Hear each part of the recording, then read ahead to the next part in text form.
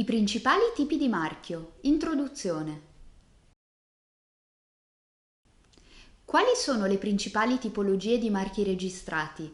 Come scegliere la tipologia o le tipologie più adatte a contrassegnare il proprio prodotto o servizio? In questa miniserie passeremo in rassegna le molteplici categorie di marchi registrabili. Prima di entrare nel merito delle tipologie di marchio, occorre fare qualche breve cenno introduttivo sui diritti di privativa che si acquisiscono con la registrazione di un marchio.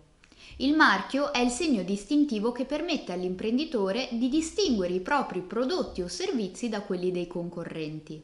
Il consumatore, riconoscendo il marchio, è in grado di ricondurre il segno e di conseguenza il prodotto su cui è apposto a una determinata impresa.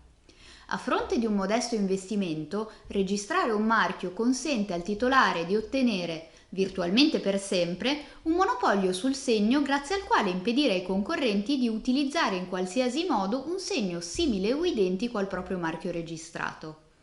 Ma quale tipologia di marchio tra le molteplici tipologie esistenti è più opportuno registrare?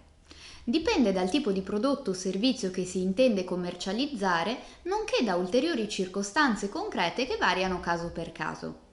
Nei prossimi video approfondiremo le caratteristiche salienti delle principali categorie di marchio registrato, cominciando dal marchio denominativo o di parola.